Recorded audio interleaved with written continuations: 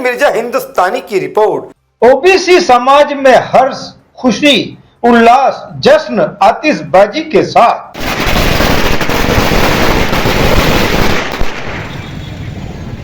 जातिगत जनगणना जिंदाबाद जिंदाबाद, सामाजिक न्याय जिंदाबाद जिंदाबाद, सामाजिक न्याय जिंदाबाद जिंदाबाद, जातिगत जनगणना जिंदाबाद जिंदाबाद। बाबा साहब अमर रहे, अमर रहे, ज्योतिबा फुले अमर रहे, अमर रहे। सामाजिक न्याय जिंदाबाद जिंदाबाद, नरेंद्र मोदी जिंदाबाद जिंदाबाद, राहुल गांधी जिंदाबाद जिंदाबाद। कारण ओबीसी जातिगत जनगणना की घोषणा, इसका असर बांसवाड़ा में भी देखने को मिला। ओबीसी अधिकार मंच के बैनर तले बीजेपी कांग्रेस के समर्थक एक साथ दिखे। किसी ने दिया पीएम मोदी को श्रेय तो किसी ने कहा राहुल गांधी की जीत। जी हां, सुनते हैं अब इन्हीं की जुबानी कि किसने क्या कहा। आज हम सभी सामाजिक न्याय के साथी यहाँ गांधी मूर्ति पर एकत्रित हुए और बड़ा ही ऐतिहासिक दिन है।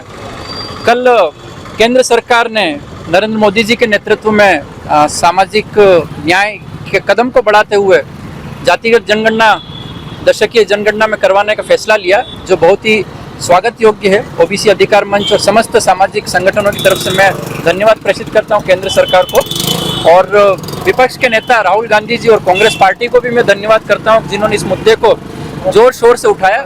ये जीत कांग्रेस और भाजपा से ज़्यादा हजारों लाखों उन सामाजिक संगठनों की है जिन्होंने इस सामाजिक न्याय के मुद्दे को, जातिगत जनगणना को आगे बढ़ाया। जातिगत जनगणना किसी के खिलाफ नहीं है। जातिगत जनगणना हर व्यक्ति को, हर समाज को, हर वर्ग को और पूरे देश के नागरिकों को बराबरी भागीदारी देने में एक महत्वपूर्ण पड़ाव है। और जातिगत जनगणना हर 10 वर्ष में एसटी और एससी की होती थी, और अब सेंसस एक्ट 1948 के तहत जनरल और ओबीसी की भी जातिगत जनगणना होगी, जिससे इस देश में कितना प्रतिनिधित्व समाज में, आर्थिक रूप से, राजनीतिक में, व्यापार में सबको मिल पाया है वो सामने आएगा। और मैं समस्त देशवासियों को धन्यवाद देता हूँ, इस मुहिम में आप लोग शामिल हुए। ये बाबा साहब के संविधान का ही असर है जिसने सभी को सामाजिक न्याय की प्रेरणा दी, और आज हम लोग उस महत्वपूर्ण ऐतिहासिक कदम की तरफ बढ़ चुके हैं। धन्यवाद। जय हिंद, जय भारत। आज के दिन हम सभी लोग, सामाजिक लोग बहुत ही खुश हैं क्योंकि देश में एक ऐतिहासिक फैसला लिया गया। हम चाहते थे पहले से भी कि जातिगत जनगणना हो ताकि जिसकी जितनी संख्या उसकी उतनी हिस्सेदारी, जो हमारे नेता राहुल गांधी जी ने पूरे देश की अपनी पदयात्रा में जगह जगह हर मंच में कहा कि जिसकी जितनी संख्या उतनी उसकी हिस्सेदारी, तो हम चाहते थे कि ऐसा हो। लेकिन हमें था कि ये डबल इंजन की सरकार करेगी या नहीं करेगी।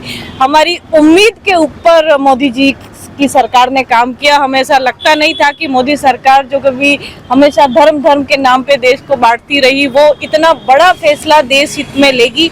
ये फैसला सबसे ज्यादा एसटी, एससी, ओबीसी के लिए हितकार रहेगा, क्योंकि आरक्षण लागू हुआ वो जाति आधार पर लागू हुआ, वर्ग आधार पर लागू हुआ, पर देश में कभी ढंग से आंकड़ों के अनुसार पता ही नहीं चला कि ओबीसी कितने हैं, एसटी कितने, एससी कितने, एसटी के अंदर कोई कम्युनिटी कितनी है, वो कितनी प्रतिशत अपनी हिस्सेदारी रखती है और कितना प्रतिशत एसटी आरक्षण का लाभ उठाती है। इन तमाम चीजों को हम छू भी नहीं पा रहे थे क्योंकि जातिगत जनगणना का अभाव था। अब जब हमारी 2021 की जनगणना जो अभी तक बाकी है और वो जाति आधार पर होगी, तो डेफिनेटली गणना के रिजल्ट के बाद सुप्रीम कोर्ट अपना ध्यान आकर्षित करेगी कि गणना के आधार पे क्या देश में आरक्षण वर्गीकरण भी उसी आधार पे हो रहा है जिस आधार पर जातियां हैं। तो ये बहुत बड़ा इतिहास बनने जा रहा है भारत जैसे देश में। तो बहुत बहुत शुक्रिया हमारे नेता राहुल गांधी जी का और देश के प्रधानमंत्री मोदी जी का भी। जाति जनगणना के मामले में अगर देखें तो अभी सिर्फ नरेंद्र मोदी ने हेडलाइन ली है, अब टाइमलाइन कुछ भी नहीं दिया है कि कब से लागू करेंगे, कब जनगणना करेंगे, ऐसा कुछ भी नहीं बताया। केवल तालियां बजवाई है लोगों से। कोई बजट जारी नहीं किया है, कुछ भी बताया नहीं है कि इसके अंदर क्या होगा।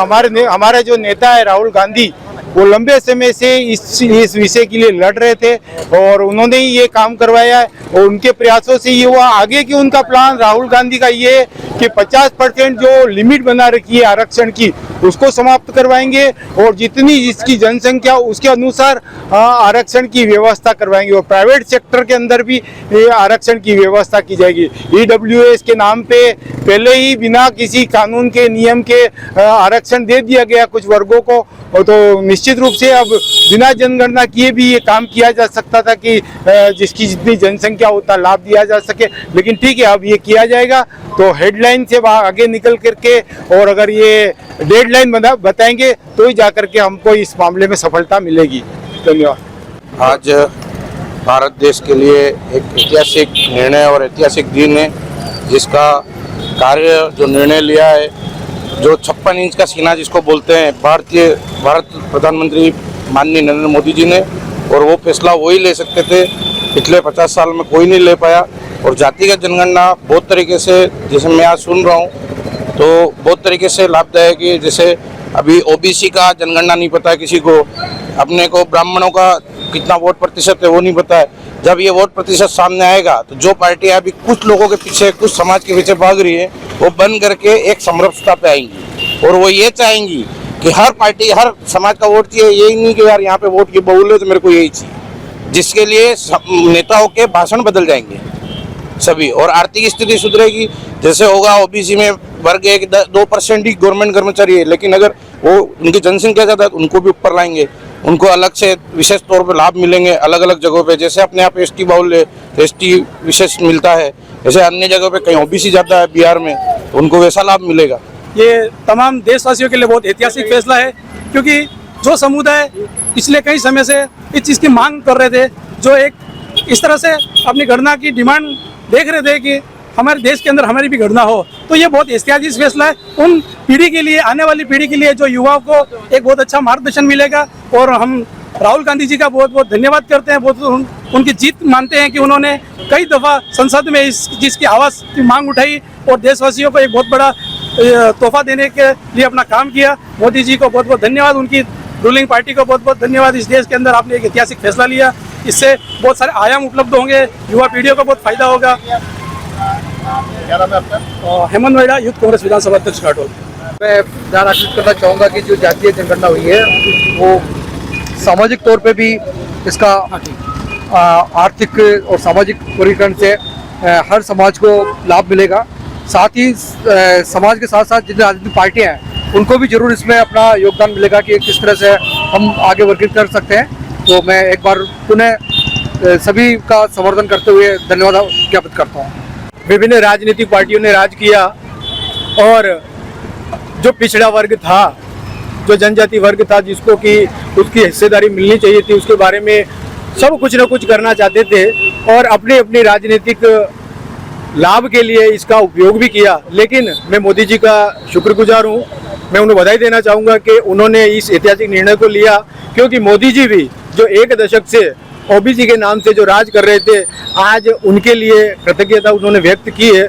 साथ ही मैं धन्यवाद देना चाहूँगा मंडल आयोग को और विश्वनाथ प्रताप सिंह जी को कि जिन्होंने इन पिछड़े वर्ग के लिए इस प्रकार का जो एक न्याय देने की बात की। और इस आज जो जाति जनगणना हो जा रही है वो मैं समझता हूँ कि किसी एक राजनीतिक दल को क्रेडिट देने की बात नहीं है। जितना अभी रूलिंग पार्टी ने किया उतना ही विपक्ष का भी है, क्योंकि सबके सामूहिक प्रयासों से ही आज ये कदम आगे बढ़ा है। अब देखना ये है कि कौन सी राजनीतिक पार्टी किस प्रकार से निष्पक्षता से इन वर्ग के लिए काम करने की आवश्यकता है। साथ ही मैं आज के इस अवसर पर निवेदन करना चाहूँगा कि राजस्थान में डबल इंजन की सरकार है और हमारे इस आदिवासी बाहुल्य में टीएसपी क्षेत्र में ओबीसी को जो आरक्षण मिलना चाहिए, 22 वर्ष से रूलिंग पार्टी के अभी यादव जी ने और अन्य भूपेंद्र जी यादव जी ने और अन्य राजनीतिक दल के उनके प्रतिनिधियों ने ओबीसी की आरक्षण देने की बात तो कही है, लेकिन अभी तक इस मामले में कोई प्रयास नहीं किया गया। मैं आशा करता हूं मोदी जी से और भजनलाल जी सरकार से कि टीएसपी में भी ओबीसी आरक्षण को दे करके और हमें लाभ दिलाएंगे। धन्यवाद। बांसवाड़ा संपादक एवं ब्यूरो चीफ शहीद मिर्जा